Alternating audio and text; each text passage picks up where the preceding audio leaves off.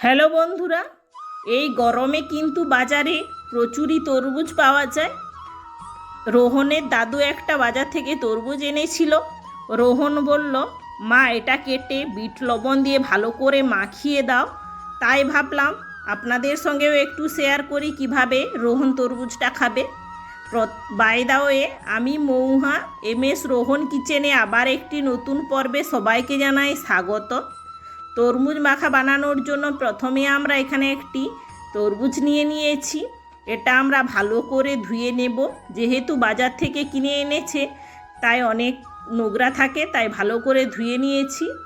এবার আমরা তরমুজটা মাঝ বরাবর কেটে নেব। দেখো কতটা সুন্দর লাল হয়ে তরমুজটা। এবার আমরা তরমুজটাকে আরও এক টুকরো করে নেব। এবার আমরা তরমুজটাকে ছোট ছোট করে পিস করে নেব।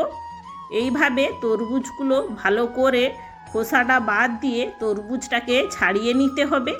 এবার আমরা একটু ছোট ছোট করে পিস করে নেব। যেহেতু বিট লবণ দিয়ে ভালো করে মাখাবো তাই একটু ছোট ছোট করে পিস করে নিচ্ছি।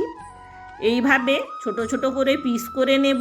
দেখো এইভাবে ভালো করে পিস করে নিতে হবে। এই তরমুজটার কিন্তু বিচেও কম, আর কি খুব সুন্দরই লাল হয়েছে তরমুজটা।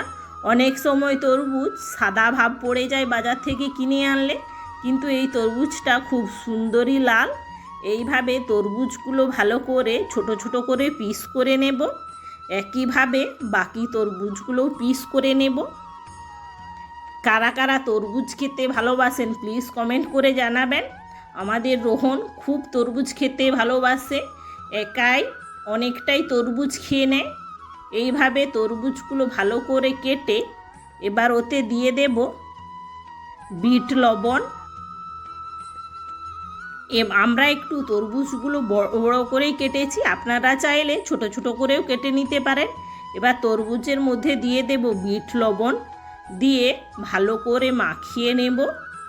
এইভাবে হাতের সাহায্যে আস্তে আস্তে করে ভালো করে মাখিয়ে নিতে হবে। দেখো তরমুজগুলোর একটুও বীজ নেই, একেবারে কম বীজ হয়েছে। অনেক তরমুজে প্রচুরই বীজ হয়।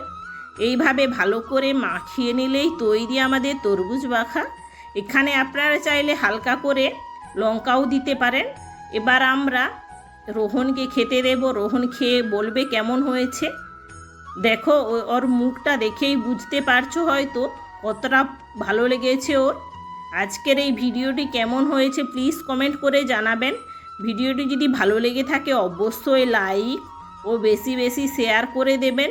চ্যানেলে নতুন হয়ে থাকলে প্লিজ চ্যানেলটিকে সাবস্ক্রাইব করে পাশে থাকা বেল আইকনটি প্রেস করে দেবেন, যাতে পরবর্তী ভিডিওর নোটিফিকেশান সবার আগে আপনাদের কাছে পৌঁছয়। এতক্ষণ আমার সঙ্গে থাকার জন্য অসংখ্য ধন্যবাদ। দেখা হচ্ছে আবার একটি নতুন কোনো ভিডিও নিয়ে। ততক্ষণ ভালো থেকো, সুস্থ থেকো।